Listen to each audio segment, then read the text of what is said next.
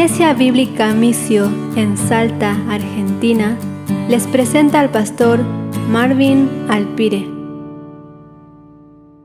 Por si acaso, para los que anotan, la enseñanza de hoy tiene como título "Y llamarás su nombre Jesús". Así se llama la enseñanza de hoy. Y llamarás su nombre Jesús. Y vamos a estar examinando Lucas 1 del 26 al 38. ¿Bien? Lucas 1 del 26 al 38. Pero ahora quiero que leamos Isaías 7:14. Dice la palabra del Señor: por tanto, el Señor mismo os dará señal. ¿Cuál señal? He aquí que la Virgen concebirá y dará a luz un hijo, y llamará su nombre Emmanuel. Esta profecía fue dada a Isaías 700 años antes del nacimiento de Jesús. 700 años. Isaías no conoció a Jesús personalmente. 700 años antes que viniera Jesús, Isaías estaba ahí y Dios le revela esto. Y le dice: la señal va a ser esta, que una virgen concebirá y dará a luz un hijo y llamará su nombre Emmanuel. Emmanuel significa Dios con nosotros. Esa frase, en esa frase están escondidos misterios sin fin. Dios con nosotros. Pregunta: ¿cómo es eso de que el Dios, ese Dios que los cielos de los cielos no lo pueden contener, ese Dios que habita en luz inaccesible, dice la palabra, ¿no? Ese Dios que si algún mortal lo ve tal cual es, queda consumido, desintegrado, muere al instante. ¿Cómo es ese Dios tan grande? ¿Cómo es ese Dios que pueda venir y estar entre nosotros? ¿Cómo se puede uno concebir en la mente eso? Otra pregunta: ¿por qué un Dios tan grande, tan poderoso, tan magnánimo, sublime, vendría a querer estar entre nosotros? Un Dios tan poderoso.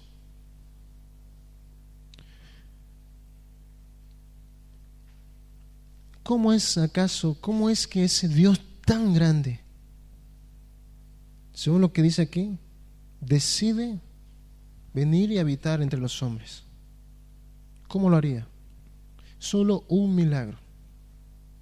Ese milagro se llama encarnación. Hay una doctrina que se llama la doctrina de la encarnación. Dios se viste de piel humana, se hace hombre a través de la persona de Jesucristo. Dios se hace hombre para estar entre nosotros, y eso es solo un milagro. ¿Por qué? Porque ¿cómo uno puede imaginar eso, no? Si el creador de ese sol, de esa galaxia, o sea, ese poder infinito, ¿cómo puede estar encapsulado en una piel tan delicada como la nuestra?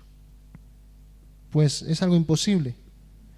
Pero como Dios es experto en lo imposible, lo hizo posible.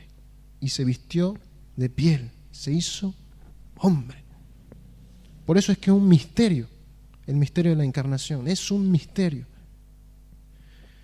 Se hace hombre por medio de la persona de su Hijo. ¿Y cuál sería la señal de que eso se llevaría a cabo? ¿Cuál sería la señal que a la humanidad le dijera: he aquí Dios se ha hecho hombre?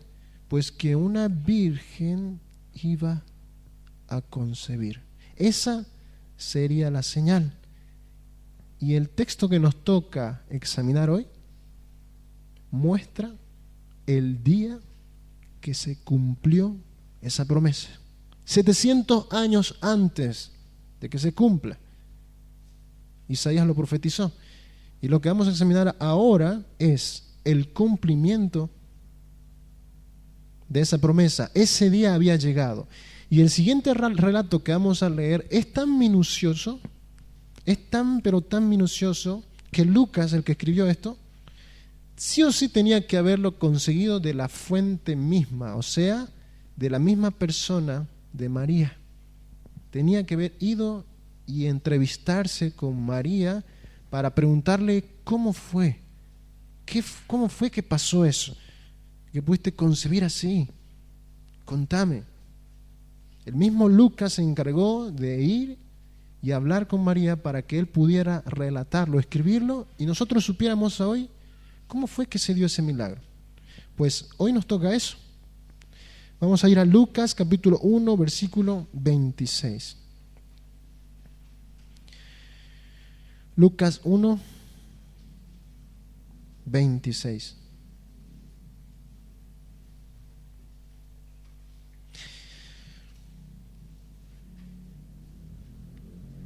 Y este relato usted no lo va a encontrar en los otros evangelios. Y ya lo vuelvo a repetir, no estoy menospreciando los otros evangelios, simplemente cada evangelio se enfocó en un lado, ¿no?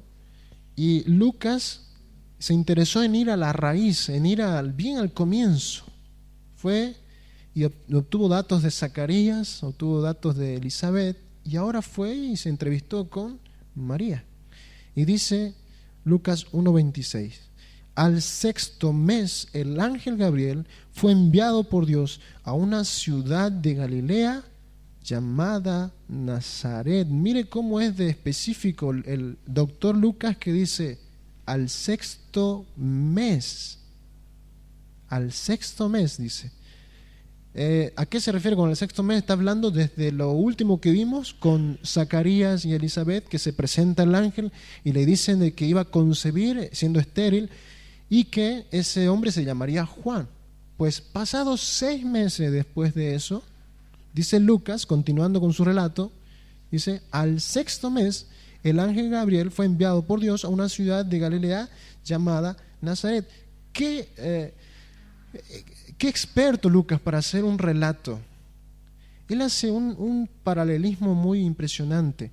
Nos lleva de Juan y su comienzo, ahora nos lleva a Jesús y su comienzo.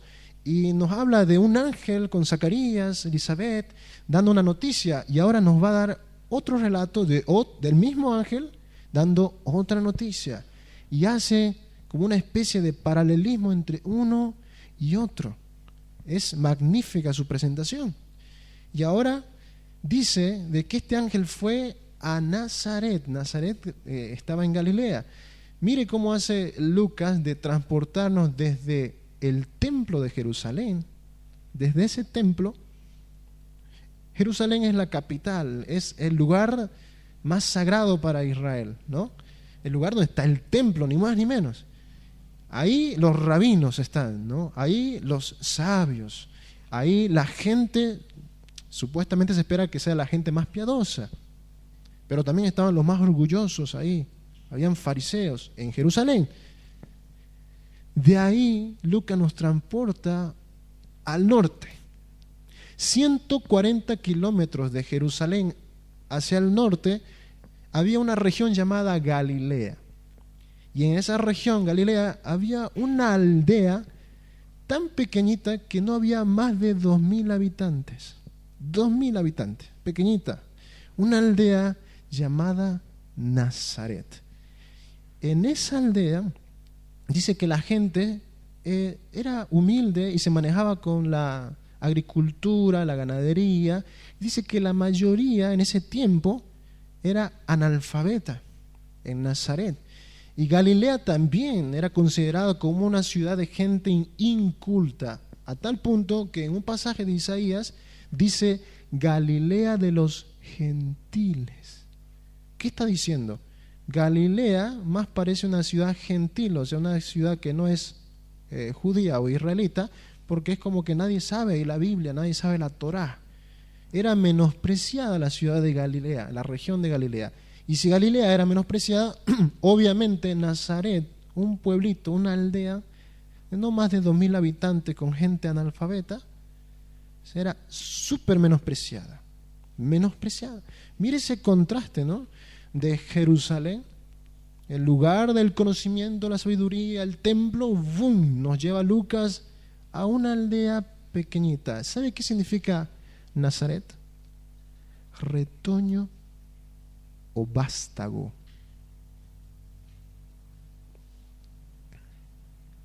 Cuando está retoñando, ¿no?, la plantita o la florcita, eso es un vástago, eso es un retoño.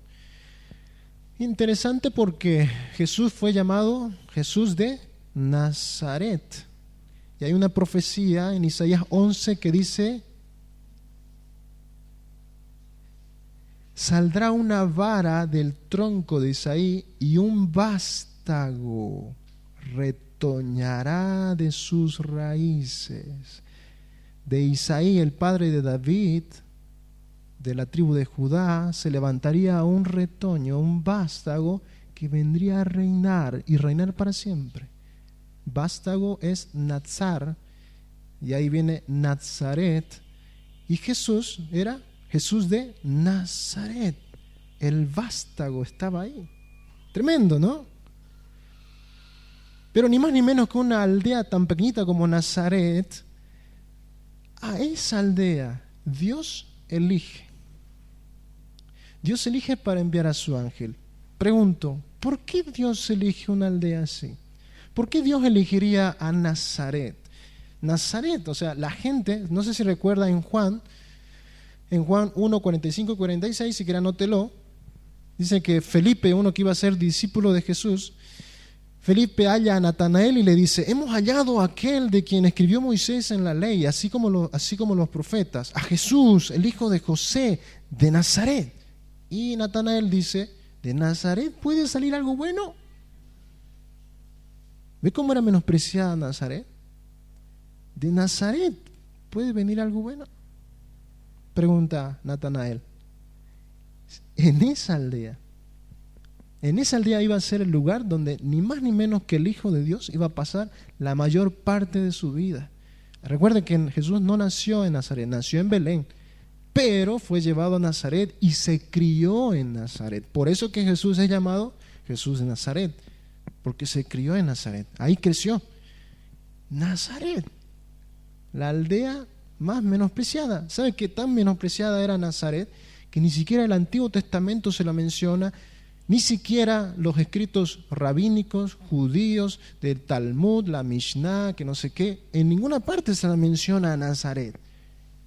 Pero precisamente Dios elige Nazaret. ¿Por qué? Porque Dios no piensa como nosotros. Nosotros, ¿a dónde hubiéramos elegido? Que nazca el Mesías, que sea anunciado, que crezca el Mesías. Nueva York, la Gran Manzana, The Big Apple, ¿no? Nueva York. No. París, la ciudad de las ciencias, de las artes, ulala, ¿no? Inglaterra, que no sé qué. Dios no piensa como nosotros. Dios se fija en los humildes, se fija en el quebrantado del corazón. Dios mira eso, y Nazaret era una tierra humilde, analfabeta era la gente ahí. Dios elige eso porque Él resiste a los soberbios, pero da gracia para con los humildes. No piensa Dios como nosotros, y eligió Nazaret. Entonces, yo me puse a pensar, y aquí en Salta, si nosotros tuviéramos la opción de elegir acá en Salta dónde hubiera nacido el Mesías, yo no conozco cuál es el barrio aquí más así popular, el más, no sé cuál es. ¿Cuál es? No escuché bien, ¿cómo? ¿Tipar? Bueno, Tres Cerritos, pongámosle Tres Cerritos. No, Tres Cerritos, que tal barrio, ¿por qué? Porque es el más, que tiene más, no sé, un barrio más rico, es un barrio más, más bonito, más presentable. ¿Dónde hubiera elegido Jesús? ¿Hubiera elegido eso? ¿Ese barrio? No sé, yo solamente conozco Norte Grande y toda esa zona, por ahí conozco así, he entrado incluso a ¿cómo se llama? Asentamientos. Yo creo que el Señor Jesús hubiera elegido algo así. No hubiera elegido como nosotros. Y se hubiera mezclado con gente que probablemente nosotros no, como que, así como que lo tuviéramos de lejos, ¿no? Ay, este harapiento, o este sucio, o este... Jesús hubiera ido a estar con esa gente. No piensa como nosotros, no es como nosotros. No, ay, no sabe nada, está analfabeto y no sé qué. Pues Jesús elige a esos. El Señor se deleita en elegir lo débil, lo menospreciado, para avergonzar a lo fuerte y a lo que se cree sabio. Ese es Dios. 27.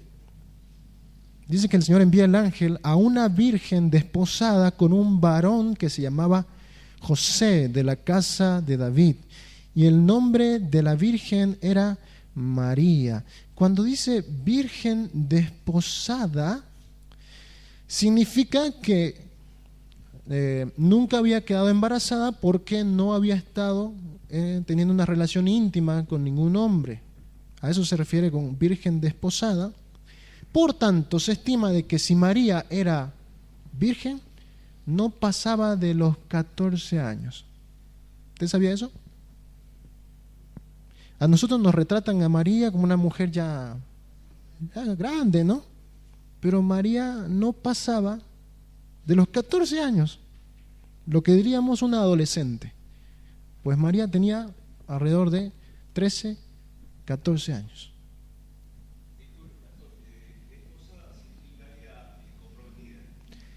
A eso voy. Era una virgen y era desposada. Eso de desposada significaba exactamente comprometida, pero el concepto que había en ese tiempo de noviazgo y compromiso no es el mismo que tenemos hoy. ¿Sabe cómo era en ese tiempo? En ese tiempo resulta que eran los padres quienes elegían al hombre quien iba a ser su esposa. Así era en ese tiempo. Y decían los padres, bueno, miraban a una mujer que más o menos ellos vieran que fuera como para el hijo y que fuera de Israel, obviamente, ¿no? Entonces elegían y dice que enviaban a un representante. Ese representante era considerado el amigo del novio. La iglesia es la novia de Cristo. Y dice que en ese tiempo había el amigo del novio y era Juan el Bautista. Dice que ese representante iba hasta la casa de la novia, iba probablemente con el padre del novio y con algún otro amigo más, y tenía una reunión en la casa y querían exponerle la situación, el deseo de que se casaran, ¿no? Y dice que hablaban y la otra familia de la novia le ofrecían algo para tomar, algo para comer. Y el representante decía, no, vamos a tomarlo, pero primero, he venido a cumplir mi misión. O sea, hasta que no cumpla mi misión no voy a aceptar nada, decía el representante del novio. Entonces se sentaban, hablaban, y cuando había un acuerdo, ellos terminaban la reunión celebrándola con una comida o algo así. ¿Y en qué consistía ese acuerdo? Así como la hija, así como la señorita en este caso, vendría a ocupar una función importante en la casa, el hecho que ella fuera y se casara con este joven, iba a haber ahí una pérdida en esa casa, un vacío. Ese vacío tenía que ser suplido con la dote. La dote era lo que la familia del novio ponía para compensar ese vacío. La dote era ya sea un monto de dinero, era bienes materiales, un terreno, algo que compensara esa falta. Porque en ese tiempo una mujer hacía muchas labores, podía hacer labores en la casa, cuidar el ganado, entonces equivalía a una pérdida. Entonces, cuando se ponían de acuerdo y decían, bueno, nosotros estamos dispuestos a dar tal dote, o sea, esto, la otra familia, la familia de la novia estaba de acuerdo y estrechaban la mano y celebraban la unión. Bien, resulta que ese desposorio era cuando una vez que habían pactado, ya habían quedado de acuerdo, ya venía el mismo novio y recién conocía a la novia. Interesante, ¿no? Acá es como que, no, primero tengo que conocerla y ver no sé qué, porque si no me convence, no sirve. No era como en este tiempo. Allá, él la conocía en ese momento, y en ese momento en que la conocía, él hacía una promesa solemne y decía, yo te tomo ahora como mi desposada, algo así, no como parafraseando, como mi desposada, y me comprometo, decía, me comprometo. Ya era como un prematrimonio. Entraban al noviazgo ya para casarse, era un prematrimonio. Y dice que él, ya sea una prenda, un anillo o algo de valor, él daba como compromiso de que se iba a efectuar eso. Y de ahí, de ese desposorio, pasado un año, recién se casaban. Pasado más o menos un año. En ese tiempo, en ese lapso de tiempo de desposorio, no podían vivir juntos, no podían tener relaciones íntimas, hasta que se casaran. Por tanto, María estaba en el desposorio, estaba en ese lapso de tiempo. No podía tener relaciones íntimas con José hasta que estuviera casada. Lo interesante de esto, algo que me llamó mucho la atención, es que dice que tanto el novio como la novia no tomaban eso de que los padres le eligieran el novio o la novia, no tomaban como algo, ay, no, ¿cómo pues mi papá me va a elegir? ¿Cómo pues? No lo tomaban. ¿Sabe cómo lo tomaban? ¿Sabe qué decían?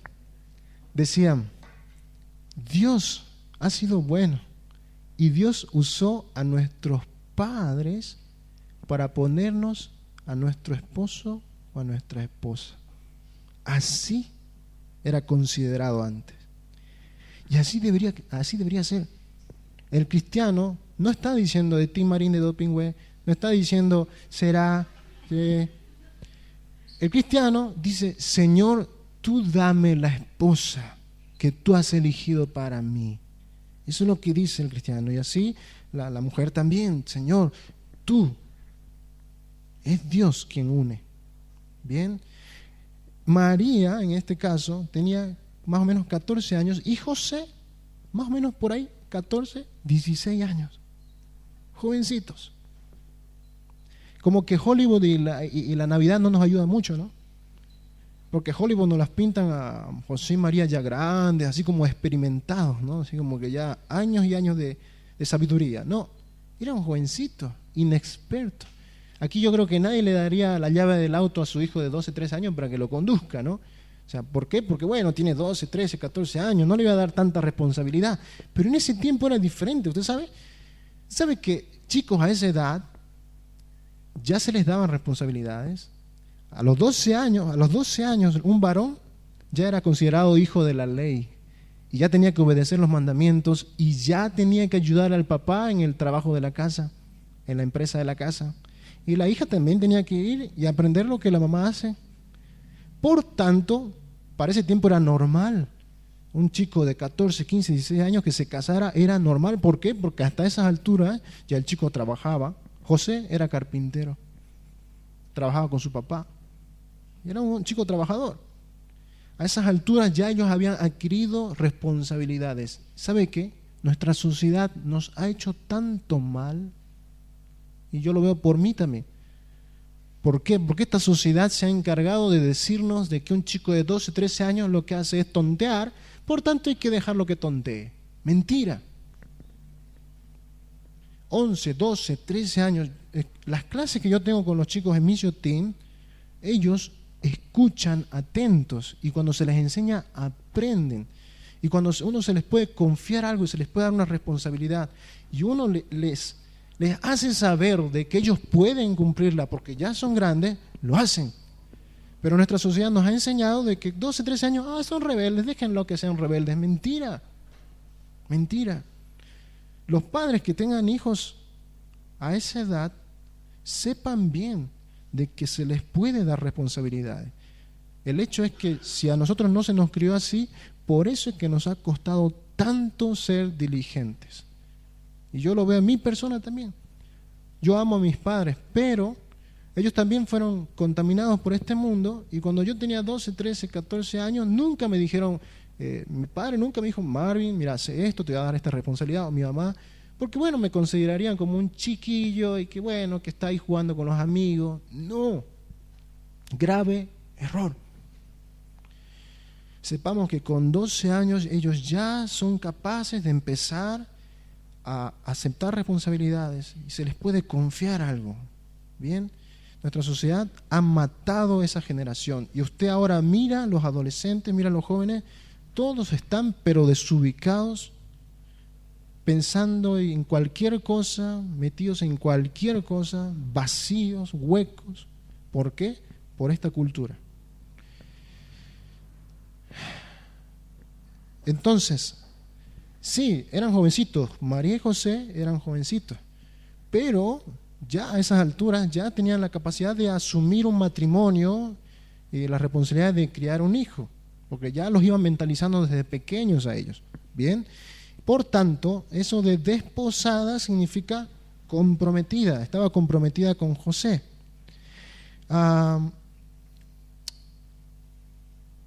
Por tanto, no estaban casados, no podían vivir juntos, pero el desposorio era tan fuerte, era un vínculo tan fuerte, que incluso si uno de los dos violaba ese desposorio adulterando con otra persona, tenía que efectuarse, si la otra persona la afectaba, así lo deseaba, efectuaba un divorcio, siendo que todavía no se habían casado. ¿Por qué? Porque era muy fuerte ese lazo de desposorio, era ya como estar casados. Entonces, imagínense este cuadro, ¿no? Imagínense este cuadro. Son jovencitos, son pobres. ¿Por qué sabemos que son pobres? Porque más adelante en Lucas vemos de que cuando nació el Señor Jesús fueron a presentarlo al templo y presentaron como ofrenda 2 tórtolas, 2 palomitas, y eso solamente lo ofrendaban los pobres. Por tanto, eran pobres José y María. Eran pobres, eran jovencitos, eran humildes, eran probablemente analfabetos también. En una aldea escondida y olvidada llamada Nazaret, Dios elige a esos jovencitos sencillos, humildes, en esa aldea, para que ellos criaran ni más ni menos que al Hijo de Dios. Todas las esperanzas del mundo puestas en 2 jovencitos de 14 y 16 años. ¿Por qué Dios eligió a estos 2 humildes jovencitos? Porque Dios resiste a los soberbios, pero tiene gracia con los humildes. Ahora, dice que José era de la casa de David, o sea, ese David es el rey David, venía de la descendencia de David. Recordaremos que David viene de la tribu de Judá. Bien, esa línea genealógica, esa descendencia, era un linaje real. Solamente los que eran de la tribu de Judá podían ser rey. Ninguna otra tribu, solamente de la tribu de Judá. Como David es considerado el rey de Israel, siempre decían, el futuro hijo de David, él va a ser el que nos va a gobernar, el Mesías, el hijo de David. ¿Por qué? Porque tendría que ser de la línea de David, tenía que ser descendiente de David. Y dice que José era de la casa de David. Lucas, muy específicamente, mire cómo es. Lucas, en el versículo que vimos, menciona 2 veces la palabra virgen, si usted se fija en su Biblia. Es muy específico para decirnos, ojo, era virgen. Bien, o sea, estaba desposada, no tenía ninguna relación con ningún hombre.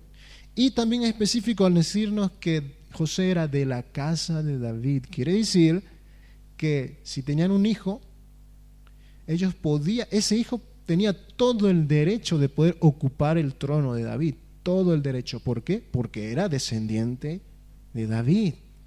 Mire el plan perfecto de Dios. Y se cree también de que María también era descendiente de David. Por tanto, tenía todo el derecho, ese futuro ser, de poder ocupar el trono. aquí podemos contemplar la soberanía de Dios. Todo estaba en su perfecto plan. Su único hijo, el Señor Jesucristo, estaba a punto de venir al mundo y había elegido a una joven humilde, probablemente descendiente de David, que estaba a punto de casarse con un carpintero, también de la casa de David.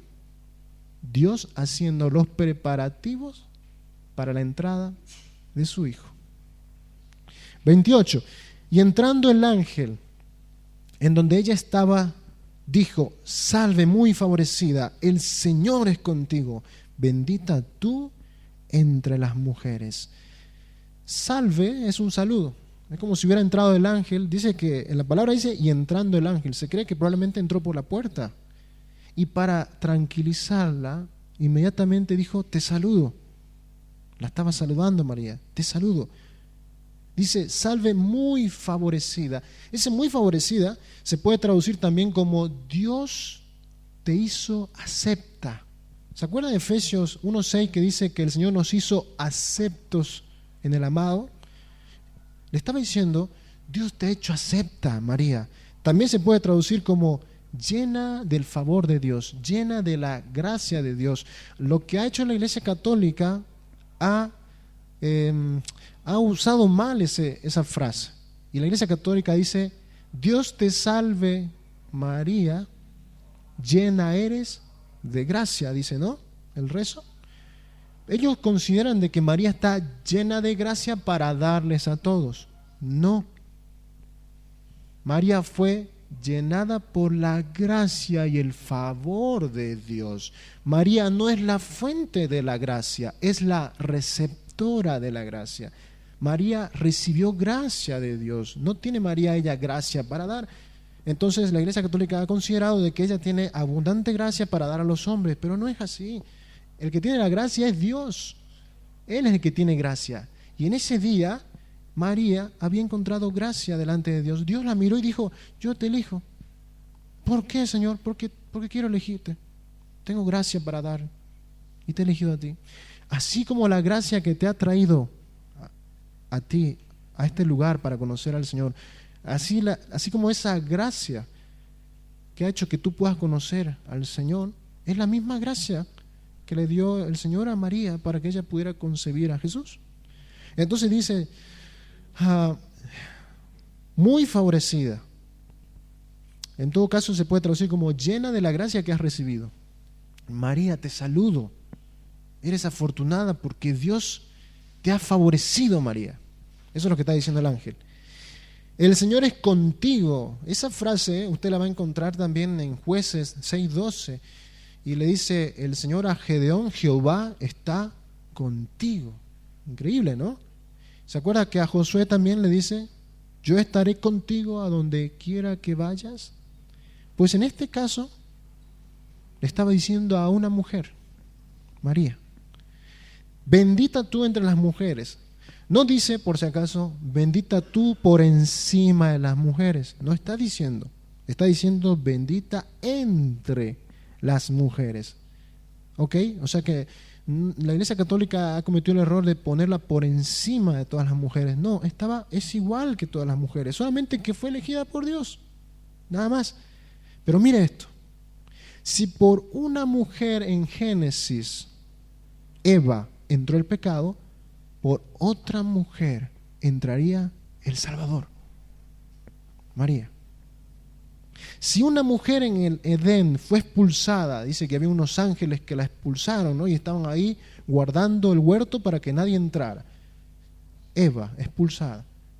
Dios se compadece de la mujer y la coloca en el lugar que le corresponde, una mujer que también es hija de Dios, que Dios ama a las mujeres y elige a una mujer para traer ni más ni menos que al Mesías. Y usa un ángel, así como un ángel en el Edén, usa un ángel para darle la noticia: María, has encontrado favor de parte de Dios. ¡Qué Dios de misericordia! ¡Qué Dios de gracia! 29. Mas ella, cuando le vio, se turbó por sus palabras y pensaba: ¿qué salutación sería esta? ¿Se acuerda que Zacarías también se turbó? Mire cómo hace Lucas ese paralelo, ¿no? Zacarías, se turba al ver el ángel. Ahora nos lleva a la concepción del Mesías y nos dice, María también se turbó. Pero dice que a María se turbó por las palabras del ángel. Sí, probablemente se sorprendió por la presencia de un ángel ahí, pero lo que más le turbó fueron las palabras del ángel. ¿Por qué? Porque ese saludo era un saludo inusual. Allá no se saludaban, shalom, ¿se acuerda que habíamos visto que se decían shalom, paz del Señor? Ese saludo era un saludo muy raro, ni a ninguna eminencia, ni a algún dignatario gobernante se le saludaba así, con ese saludo tan sublime. Es un saludo muy precioso. Le estaba diciendo, muy favorecida el ángel, bendita tú entre las mujeres. Que un ángel venga y te diga eso es muy fuerte. O sea, ella quedó turbada, pero como diciendo, pues yo tengo 14 años, estoy en un pueblo de analfabetos, un pueblo pobre, ¿por qué me saluda el ángel así? O sea, ¿qué salutación, qué saludo es este? ¿Por qué este saludo tan sublime para alguien tan insignificante como yo? Eso es lo que estaba diciendo María. Versículo 30. Entonces el ángel le dijo, María, no temas, porque has hallado gracia delante de Dios. No temas, también le dijo a Zacarías, ¿se acuerda? Le dijo a Zacarías, no temas, Zacarías, porque tu oración ha sido oída.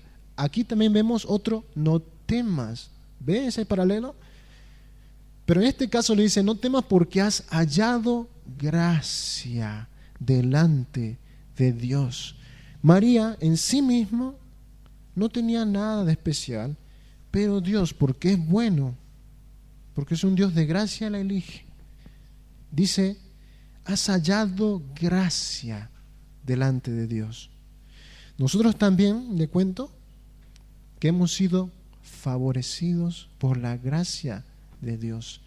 Y si por la gracia de Dios María pudo decir, yo tuve en mi ser al Salvador, por la misma gracia de Dios nosotros podemos decir, yo tengo al Salvador.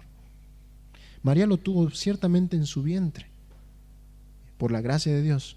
Pero tú, cristiano, cristiana, puedes decir, por la gracia de Dios yo tengo, ni más ni menos, el Hijo de Dios dentro mío. Eso es gracia de Dios. Delante de Dios, le dice el ángel, has hallado gracia delante de Dios. Recuerda también que Lucas usa mucho esa frase delante de Dios cuando habla de Zacarías y Elizabeth, dice que eran justos e irreprensibles delante de Dios. Y dice que Juan iba a ser un hombre grande delante de Dios.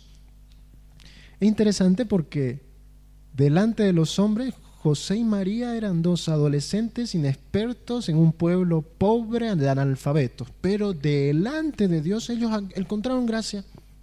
Dios dijo, yo los elijo. 31. Y ahora concebirás en tu vientre y darás a luz un hijo y llamarás su nombre Jesús. Aquí está el punto, aquí está la clave. Escuche bien, ¿usted sabía que Jesús era un nombre tan común en ese tiempo que era como nuestro tiempo, era como decir Juan o Carlos? Es un nombre común, ¿no? Es un nombre que bueno, ya es muy conocido. En ese tiempo Jesús era un nombre muy usado, se lo ponía, a muchos hijos le ponían Jesús. Pero la pregunta es, ¿por qué en este punto de la historia ese nombre iba a ser considerado el más sublime? ¿Por qué en ese punto de la historia ese Jesús iba a cobrar otro significado? ¿Por qué a raíz desde ese momento de la historia ese Jesús iba a ser el nombre sobre todo nombre? Imagínese por un momento, el Dios eterno, el Dios todopoderoso, santo, santo, santo, había prometido en Isaías, yo estaré entre ustedes. Emmanuel, Dios con nosotros. Eso es en Isaías 7:14. Si quieren anotar otra promesa, Isaías 33:17 dice: tus ojos verán al Rey en su hermosura. Isaías 35:4 dice: decid a los de corazón apocado, esforzaos, no temáis. He aquí que vuestro Dios viene con retribución, con pago. Dios mismo vendrá y os salvará. Dios mismo, el mismo Dios, viniendo acá. Isaías 52:6 dice: por tanto, está hablando Dios, por tanto mi pueblo sabrá mi nombre. Por esta causa en aquel día, porque yo mismo que hablo, he aquí estaré presente. Dios diciendo: mi pueblo sabrá mi nombre y yo estaré ahí para decirles: aquí estoy. Dios, o sea, nuestra mente explota con esto. Dios entrando a la tierra como hombre entre nosotros. ¿Por qué en ese momento ese nombre Jesús sería el más sublime? Porque en ese momento todas las promesas del antiguo pacto se cumplirían allí, en ese nombre Jesús. ¿Sabe qué significa Jesús? Jehová salva. Jehová salva. En ese momento Jesús iba a ser Jehová salvando a su pueblo. En ese momento iba a ser Dios mismo allí para salvarnos de nuestros pecados. Por eso es que Jesús desde allí tomó otro significado. Le habrán dicho a María: pero Jesús, hay muchos niños que se llaman Jesús. Es que Él verdaderamente es Jesús, Jehová salva. ¿Qué momento de la historia? ¿Saben qué? Para que usted medite en esto, tiene siglos y siglos que Dios se haya hecho hombre. Y es que realmente Jesús era Dios, Dios mismo en persona para salvar a su pueblo de sus pecados. Mateo lo relata de esta manera y dice: y dará a luz un hijo y llamará su nombre Jesús, porque Él salvará a su pueblo de sus pecados. Mateo 1:21, si quieren anotarlo. ¿Qué dice el ángel de este Jesús? Lucas 1:32 dice: este será grande y será llamado Hijo del Altísimo, y el Señor Dios le dará el trono de David, su padre, y reinará sobre la casa de Jacob para siempre, y su reino no tendrá fin.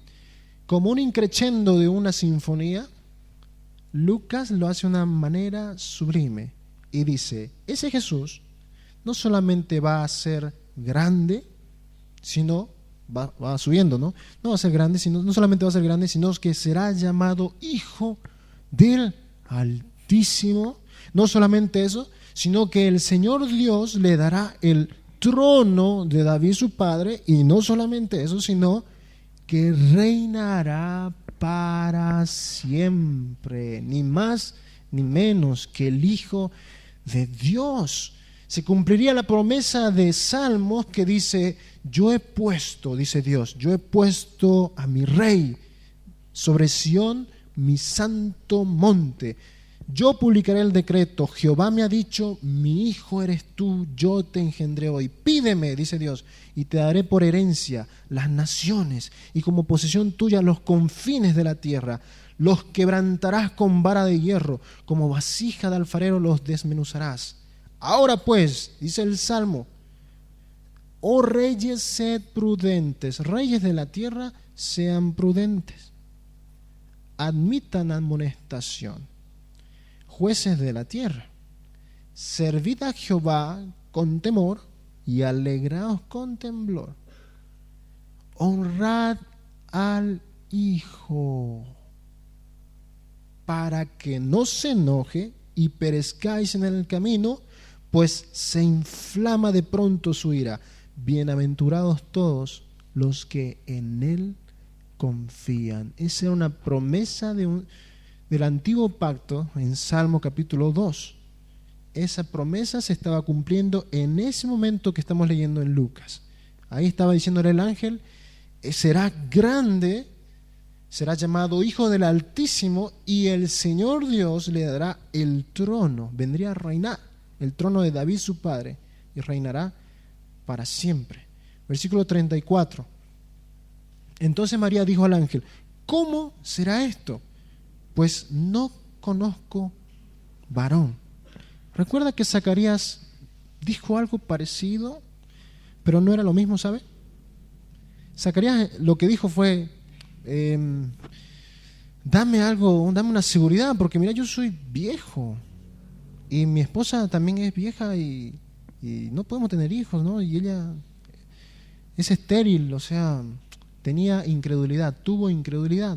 Pero María, a diferencia de Zacarías, no fue una pregunta de incredulidad, sino de ingenuidad. Ella se preguntó, pero si yo soy virgen, si yo no puedo estar con José, estoy desposada, pero no puedo tener relaciones con José, ¿cómo es eso? ¿Cómo voy a poder concebir si yo no puedo estar con un hombre? Era una pregunta lógica. Por eso es que el ángel no la deja muda como lo dejó a Zacarías, ¿se acuerda? No la deja muda a María. Respondiendo el ángel 35, le dijo, el Espíritu Santo vendrá sobre ti y el poder del Altísimo te cubrirá con su sombra, por lo cual también el santo ser que nacerá será llamado Hijo de Dios. El ángel le da la respuesta. ¿Quieres saber, María, cómo se va a hacer esto?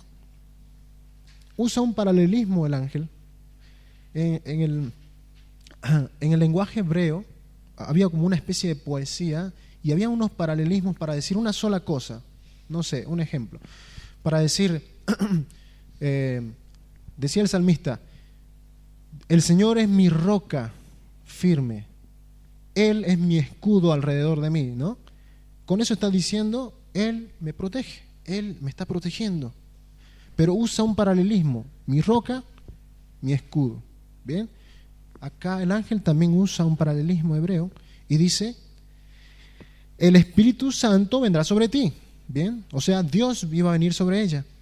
Y el poder del Altísimo te cubrirá con su sombra. Está usando un paralelismo. Eso vendría a ser la concepción virginal, algo sobrenatural, milagro. Una obra sobrenatural nunca antes vista y que nunca más se repetiría. Cubrirá con su sombra. ¿Sabe que esa frase era el paralelo hebreo del Antiguo Testamento cuando decía la Shekinah de Dios, la gloria de Dios ha descendido al tabernáculo? ¿Se acuerda que la gloria de Dios venía al tabernáculo?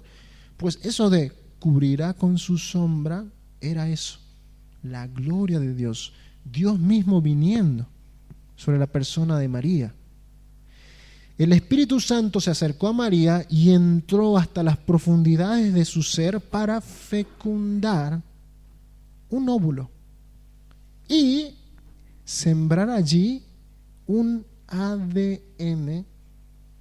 ¿Sabe lo que es el ADN? Lo que tenemos dentro del núcleo de la célula, donde está toda nuestra información genética, el color de nuestro cabello, el color de nuestros ojos. Todo eso está dentro de una minúscula célula, dentro del núcleo.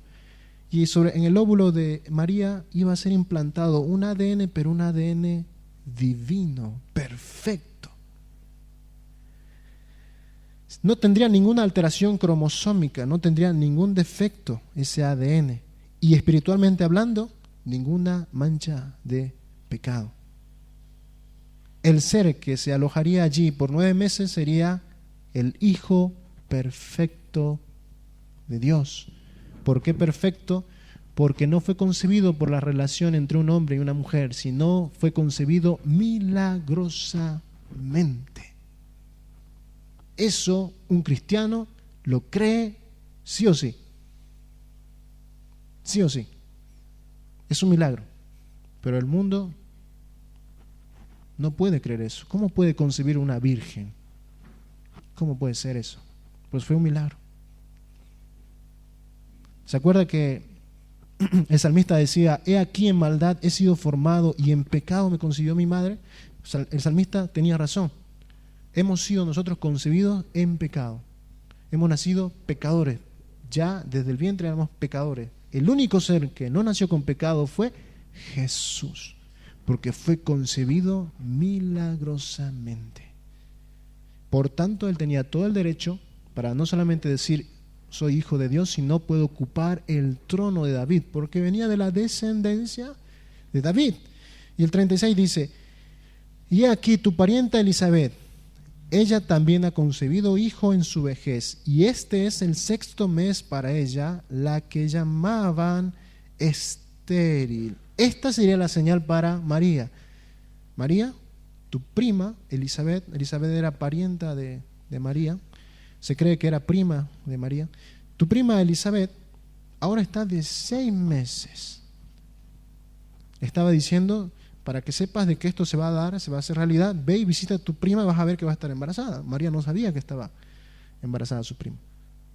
Y dice el 37, porque nada hay imposible para Dios. Nuestro Dios es experto en cosas imposibles. Pero tenga cuidado con esa frase, porque allá afuera algunos la usan para decir,